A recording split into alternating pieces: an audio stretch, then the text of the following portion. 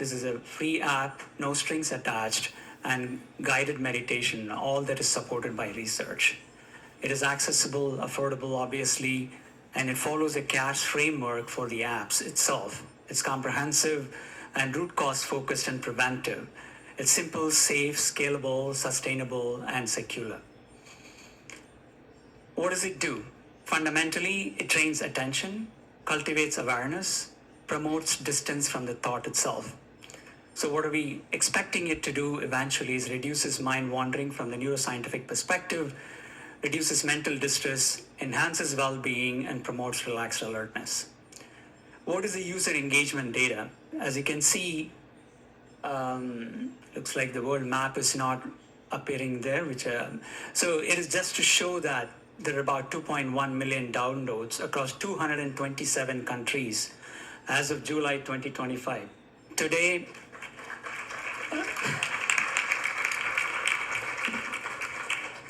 I was given the data. There's lifetime total downloads of 3 million, and the app is also trending number 1 in health and fitness category in India across both Android and iOS apps. Nearly 8 million meditation sessions, and 75% of them were 7 minutes of practice.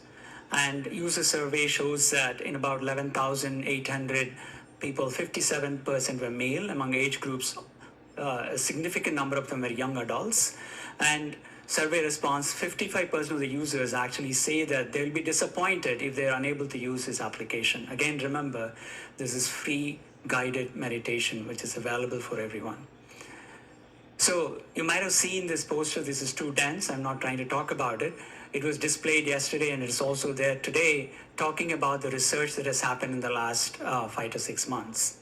So breaking it down again, it shows it's an international trial involving multiple universities. NIMHANS in Bangalore is working with us, and PITMC, of course, and there's a Canadian organization that is the Stephen Lawrence's group, which is working with us, and Mexico, there's one group, and also UK. We're trying to find more partners to do an international trial, again, to address the heterogeneity and how this app could perform much better.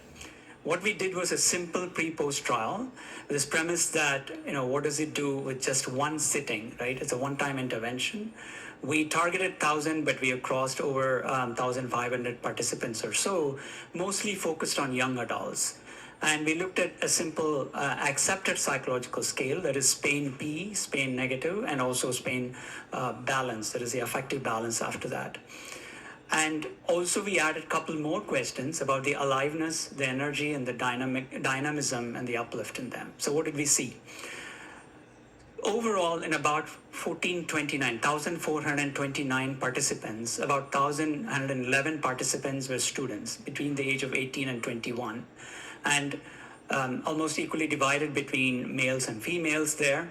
And you see the effect size that I put there is a pretty significant effect size. It's modest to large effect sizes. When you see an effect size of Cohen's d somewhere in the range of 0.46 or more, it's a pretty significant effect size. And all the p-values is screamingly significant. It's very, very significant p-value.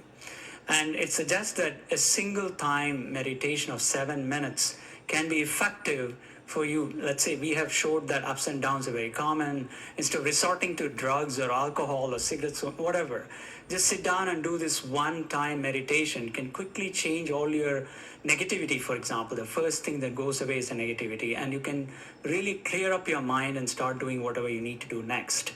And we are, of course, launching into the long-term studies. But in terms of these results, positivity and negativity and affect balance, you can see how significant these changes are. And these are very comparable to things like cognitive behavioral therapy, but this is, again, one-time sitting.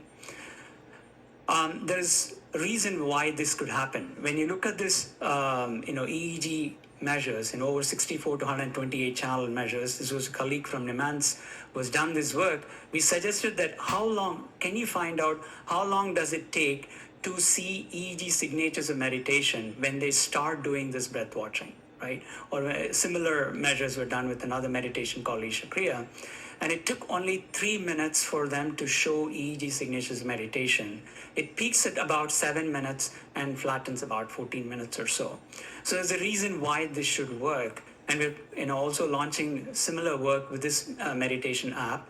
And we're also launching RCTs, where people will do 40 days, where we have a waitlisted RCT, and Sadhbir Singh will actually acknowledge that is one of the gold standard randomized study controlled trials we could do in multiple cohorts to show that. So that is ongoing work, and that is the reason I think this app right falls in where where John Turo's left off, to see this can be a solution for a lot of things, a very easily available solution for quick results, and then also sustainable results if one is going to engage in that for a longer periods of time. So if there are people who are doing research in these areas who want to engage and participate with us internationally, please reach out to us and we would like to work with you. Thank you so much.